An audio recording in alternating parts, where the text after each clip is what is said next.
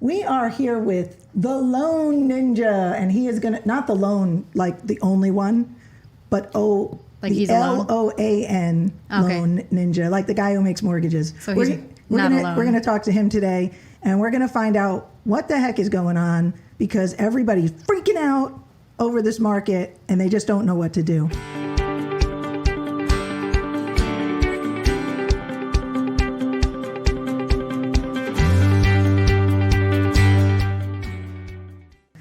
So I believe we have him on the phone right now. The engineer is telling me he's here. His real name is Caleb. Caleb, why don't you tell us who you are? All right. So my name's Caleb Corsair. I'm with Home First Lending. We are a mortgage broker here in Central Florida. We have several locations throughout the Southeast United States, and I am in my 11th year with Home First. Wow. Yeah, but I heard you were a loan ninja. You're by yourself. That's what Instagram says, so that's what I go with. Oh, okay. So you let them label you. Good for you.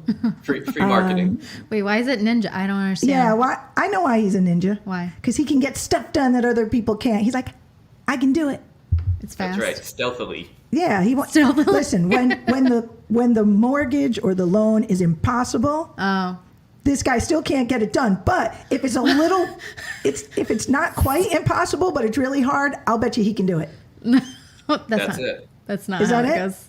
That's it. Nailed it. I know. Because when it's impossible, forget it. Like if the house doesn't appraise, Right. it's not getting done. Your credit's when at the guy has 400. no money, no credit, just out of foreclosure or bankruptcy, he's not getting a house. Is that right? Are we getting this right, Loan Ninja?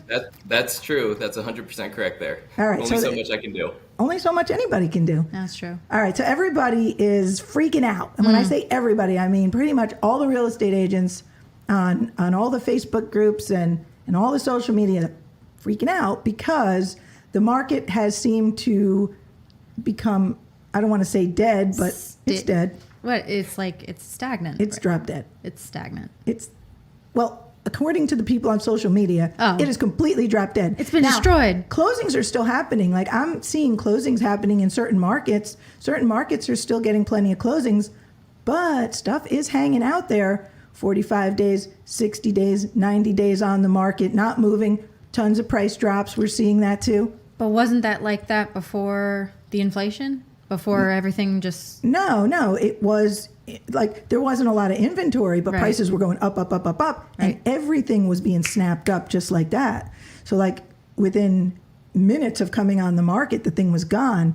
And now we're seeing the exact opposite of that. And I think Loan Ninja, Caleb, I think it's your fault. Because don't you control the interest rates? I would blame the Fed a little bit more than me, but I guess I'm partly to blame too. So question, All right. how does the Fed affect you? Yeah, so the Fed, they control the benchmark interest rate or the overnight rate. Really, it's the bank-to-bank rate. And so it doesn't have a direct correlation with mortgage rates like a lot of people think that does. It impacts like credit card and HELOC rates a little bit more than mortgage rates. But it does have an indirect correlation. You know, if they're raising the benchmark rate, everything in general becomes a little more expensive, including mortgage rates. Those investors have to chase a higher yield for it to actually be worth their time. So with the benchmark rate going up, we've seen mortgage rates move up throughout the year as well. Yeah, the bond market, the 10-year Treasury is where it's at. So if people can put their money, people have a choice of where to put their money. They can put their money in something safe that gets them 3.5%, or in something a little less safe that gets them 3.5%. They're going to go with the really, really safe one. Or if they can get 4% or 4.5% or 5% in bonds and it's totally safe, they're going to do that. So that's going to affect the mortgage price because there's going to be less money available.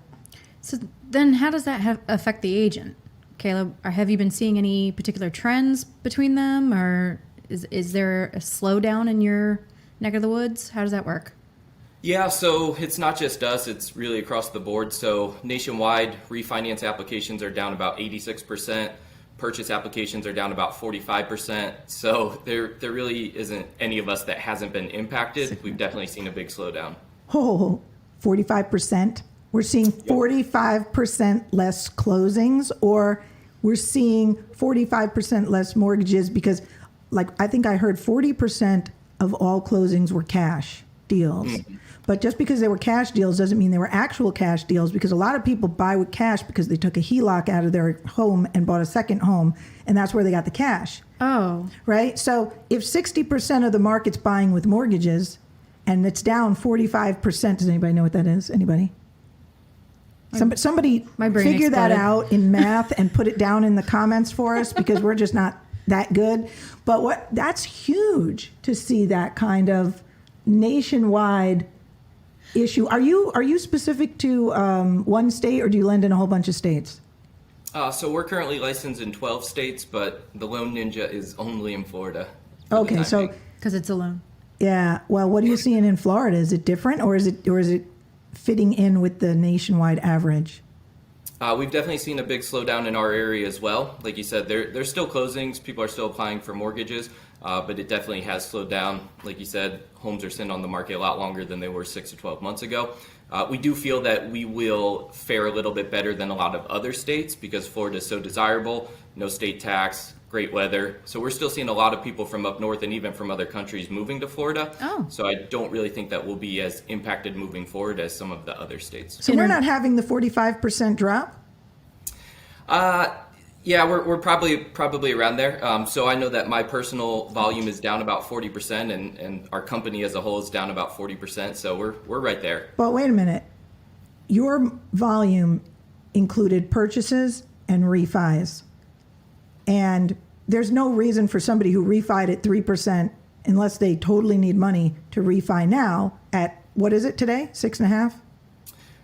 Yeah, we're in the low sixes on a 30-year conventional loan right now. Okay, we were in the low 7s, so we're a point down from the high. That's Exactly. actually pretty good. So you've seen it pick up since it went from 7 to 6, right? Exactly. Yep. So the latest inflation report was favorable, showed that inflation numbers are starting to come down. Higher inflation numbers is what's pushed interest rates up. And so as those inflation numbers come down, we will see mortgage rates follow. So yes, it has gone a little bit better over the last 30, 45 days, and we do expect the trend to continue over the next quarter or two.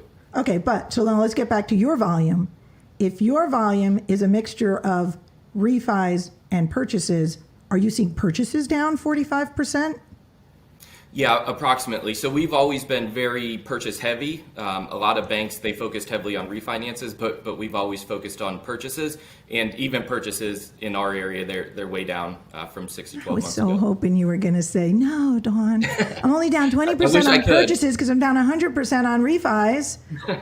But wish I no, you gave me that same crappy 45% number. Nobody wants to hear that. Like our audience All does the not want buyers to are hear on the that. sidelines. The buyer's what? How much of this is December? Come on, tell me that in January we're going to see something better. Help me out here. I need some good news. I need some hope. Hope's my middle name. It actually is. But I really need some hope. Yeah. Give me something. Well, that's a good point too. That's often overlooked. Is especially in our market, the fall and winter it always slows down. So spring, summer it always picks up. And so when you combine that with the rising rates this year, a lot of buyers have kind of been on the sidelines, wait to see how the dust settles. So we do expect things to be pretty robust in the spring and summer. Oh. So this might be that perfect lull in activity to get a good deal on a property. Well, wait. If things you think are going to get better in January, you probably know. Well, I think here's what I think is going on, and you tell me if you think you agree on this. But what I think is happening is the sellers haven't gotten the message that prices need to come down if they actually want to sell. That's happening. Yes. Then there's people, agree with right? that. So I so agree. the sellers are totally out of touch with the buyers. The Yes. buyers are like, I can no longer afford your home because But the that's the mortgage agent. price is double. No, it's not the agent. Always the agent. The sellers have been conditioned right now for the last year and a half. That's true. Of I'm going to put my house on the market, Yeah. and within 10 minutes I'm going to get 47 over ask offers, and my house is going to close in 10 days cash, even though it's a total fixer-upper and has mold everywhere. I mean, they're out of reality, and they need to come back down to reality. And there's those sellers, and then there's the sellers who refied at 3% and don't have to move. They're good.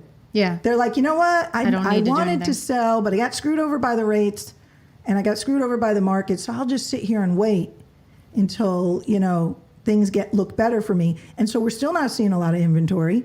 We're still seeing too many overpriced houses that aren't worth what people are asking. We're seeing agents a little bit at fault, by taking the overpriced listings, by not giving the right comps to the sellers, by not bringing the reality check to the sellers? Well, and that's my question. Caleb, how much do you have influence on, do you talk directly to the agent, or do you talk directly to the person purchasing?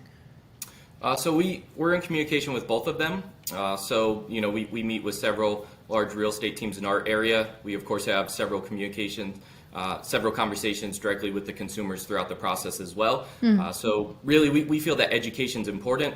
Like you alluded to, there's a lot of misinformation out there. A lot of agents are tickling their ears because they're afraid to lose a listing. So we do see that the market's starting to catch up a little bit. We're seeing more price reductions. We're seeing inventory levels increase. We're seeing sellers covering closing costs, things of that nature. But it has been a slow process for sellers to come to grips with the fact that you can't just expect $50,000 over list price, no contingencies. That market's gone. Yep.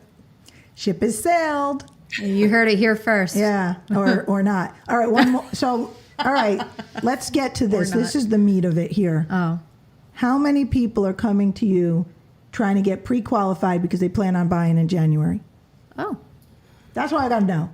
Yeah, Anybody? so there's quite a few. We've seen a lot more recently that are kind of planning for the future. I think a lot of people are trying to time the market, and they feel that prices are going to drop a little bit more, interest rates are going to come down. And that's kind of a dangerous game because, if you wait until the shoe falls, everybody's going to rush back in. So it's kind of a delicate matter. We do see purchase applications picking up, and a lot more buyers are coming to grips with, hey, a 5-6% mortgage rate, that's not the end of the world, and I can always refinance later if I need to. Well, that's that. What real estate agents have been saying, date the rate, marry the house, date the rate, which I so hate that. I like actually cringe that I just said it out loud, because that's what all the real estate agents have been saying, date the rate.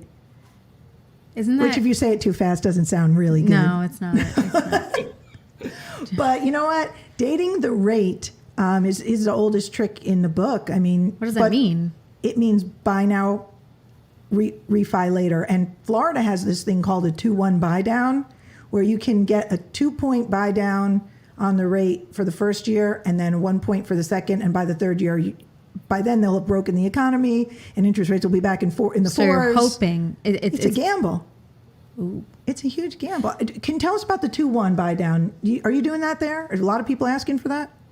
Yeah, so we're a full-service broker. We have over 50 different investors, and a handful of our lenders are offering the 2-1 buy down now. I personally think it's a fantastic product. I've closed several of them already. And like you said, to get 2% off of the going rate for the first year, 1% off the second year, very likely will have refinanced within the next 12 to 24 months.